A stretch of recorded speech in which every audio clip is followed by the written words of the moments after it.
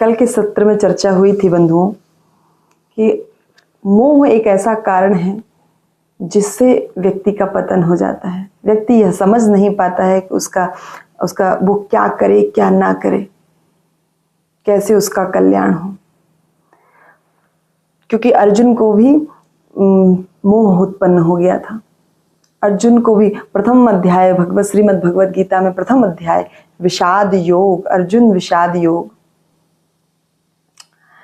तो दूसरे अध्याय में भगवान ने उन्हें बड़ा सुंदर समझाया है, सांख्य योग का वर्णन कर डाला। बहुत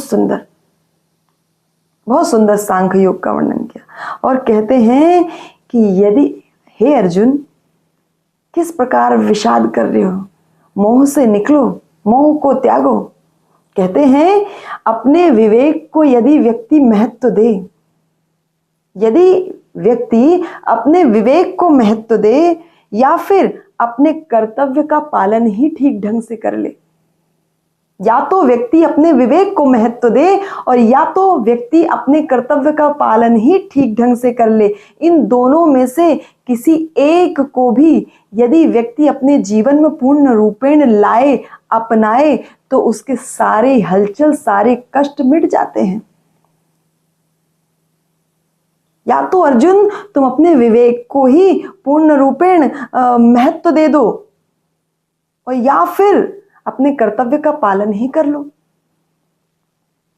जितने भी मनुष्य यहां दिख रहे हैं, जितने भी नजर उठा करके देखो, जितने भी रणभूमि में यहां मनुष्य दिख रहे हैं, आपको कुटुंब के परिवार के सभी जन दिख रहे हैं, जितने भी दिख रहे हैं वे सभी नष्ट होने वाले हैं।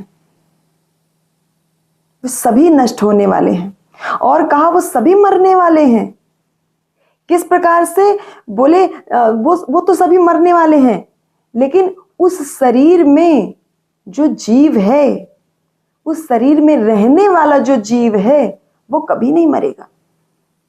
भगवान कह रहे नजर उठाकर देखो अर्जुन, यहां जितने भी व्यक्ति तुम्हें दिख रहे हैं वो सब मरने वाले हैं, लेकिन उस शरीर में जो जीव जो रहने वाला है वो कभी नहीं मरता।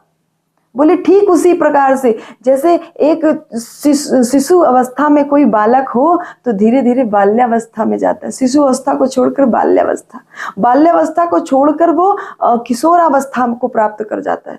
किशोरावस्था को छोड़कर फिर वो युवावस्था, और युवावस्था को फिर त्याग कर फिर वो प्रौढ़ावस्था में, और प्रौढ़ावस्था को त्याग कर वो वृद्धावस्था में पहुंच जाता है। ठीक उसी प्रकार से यह जो शरीर है ना, शरीर रूपी जो वस्त्र है, इसको जीव छोड़ देता है और दूसरे वस्त्र को धारण कर लेता है। ठीक इसी प्रकार से इसमें विषाद करने जैसा, मोह उत्पन्न करने जैसा कुछ भी नहीं है। जितनी भी अनुकूल प्रतिकूल परिस्थितियां आती हैं, कहते हैं अर्जुन जितनी भी अनुकूल प्रतिकूल परिस्थितियां उत्पन्न होती हैं वे पहले नहीं थी और पीछे भी नहीं रहेंगी।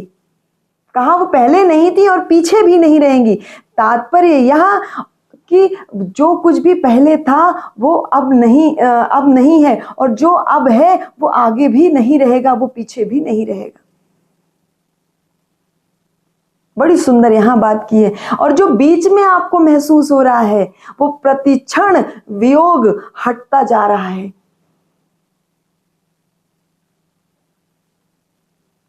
और कहते हैं तात्पर्य यह है कि परिस्थितियां आने जाने वाली है, वो सदा स्थिर रूप में कभी नहीं रहती, कभी स्थिर रूप में रहती ही नहीं है। इस प्रकार से स्पष्ट करके विवेक यदि हो जाए व्यक्ति को तो सभी प्रकार के हलचल, सभी प्रकार के शोक, सभी प्रकार की चिंता से व्यक्ति मुक्त हो जाता है। हे अर्जुन, अपने विवेक को जागृत करो और अपने कर्तव्य की ओर, अपने कर्तव्य पारायणता की ओर आगे बढ़ो। भगवान ने इतनी सुंदर बात कही है कि जो कुछ भी आपको ये दिख रहा है, जितने मनुष्य दिख रहे हैं, जो आपको दिखाई दे रहे हैं इन प्रत्यक्ष आंखों से, वो सब आगे नहीं रहने वाले हैं। वो सब मरने वाले हैं, लेकिन वो जो उस शरीर में रहने वाला है वो कभी नहीं मरता है। यह बात भी बिल्कुल सत्य है। इसीलिए हर व्यक्ति को अपने अपने रूप को प्राप्त करके, अपने कर्तव्य को जान करके, प्राप्ति अप्राप्ति में सम रह करके, निर्विकार रह करके ही कोई कार्य किया जाए तो व्यक्ति के मन की सारी हलचल समाप्त हो जाती है।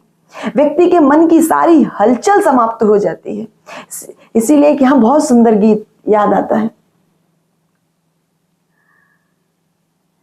प्रेम नगर की डगर कठिन रे, प्रेम नगर की डगर कठिन है, बटोही न करना बसेरा, पग बढ़ा हो न जाए अंधेरा, पग बढ़ा हो न जाए अंधेरा, पग बढ़ा हो न जाए अंधेरा, पग बढ़ा हो न जाए अंधेरा। हर पल प्रति क्षण अपने पग को आगे बढ़ाते चलो। मोह करने के लिए, विषाद करने के लिए वक्त नहीं है। भगवान कहते हैं अपने कर्तव्य को पहचानो, अपने विवेक को पहचानो, अपने विवेक को जागृत करो और निरंतर आगे बढ़ते रहो।